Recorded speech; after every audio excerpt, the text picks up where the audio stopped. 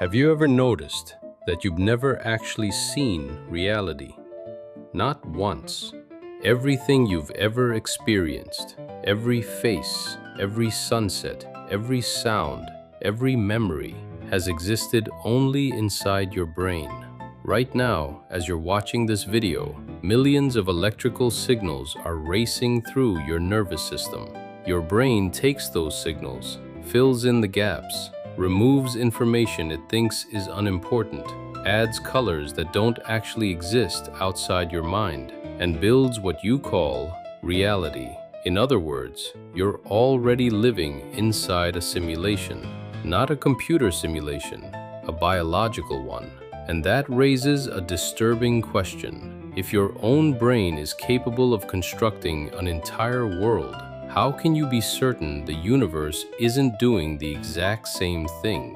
At first, the idea sounds ridiculous, like science fiction, like something from the Matrix. But the deeper scientists explore reality, the stranger reality becomes. Take color, for example. That bright red apple sitting on your table, the color red doesn't actually exist. Light reaches the apple in different wavelengths. The surface absorbs some of those wavelengths and reflects others. Tiny cells inside your eyes detect those reflections and convert them into electrical signals. Then your brain invents the experience of red. The universe never contained the color, only information. Your brain painted the picture. The same is true for sound. The world around you isn't filled with music, voices, or birds singing. It's filled with vibrating air molecules. Your ears translate those vibrations into electrical signals. Your brain transforms them into sound. Even touch isn't what you think. Atoms almost never physically touch each other. The electrons surrounding them repel one another long before direct contact happens. That warm coffee mug in your hand, technically, you've never touched it, not even once. Everything you know about reality comes from a brain interpreting invisible signals. But here's where things become unsettling. Your brain doesn't simply observe reality, it predicts it. Scientists studying perception increasingly describe the brain as a prediction machine. Instead of waiting for every piece of sensory information, it constantly generates its best guess about what's happening and then updates that guess when new information arrives. Most of the time, you're not seeing reality unfold. You're watching your brain's prediction of reality. And because those predictions are usually accurate, you never notice until they aren't. That's why optical illusions work. Your brain isn't broken. It's doing exactly what it evolved to do. It fills in missing pieces. It makes assumptions. It edits reality before you ever become conscious of it. Think about that. The world you experience every second is already filtered, compressed, corrected, and partially invented. You have never experienced reality directly, only your brain's best reconstruction of it. Now imagine something far bigger. Imagine that everything you call the universe, every galaxy, every star, every atom is also part of a reconstruction. Not by your brain, but by something else. A civilization, a machine, or a computer so unimaginably advanced that an entire universe could exist inside it. It sounds impossible until one philosopher asked a question that completely changed the conversation. Not, could we build a simulation, but if civilizations survive long enough, wouldn't they almost certainly build millions of them? And if that's true, what are the chances that we're living in the original reality instead of one of the copies? That single question has fascinated scientists, physicists, philosophers, and technology leaders for more than 2 decades. Because once you hear the argument, it's almost impossible to forget. And strangely, the mathematics behind it might be even more unsettling than the idea itself. In 2003, Oxford philosopher Nick Bostrom published an idea so unsettling that people are still debating it today. He didn't claim we live inside a simulation. Instead, he presented a logical argument. Imagine humanity survives for another 1,000 years, or 1,000,000. Technology keeps advancing. Computers become unimaginably powerful. Eventually, creating a perfectly realistic simulation of human history might become possible.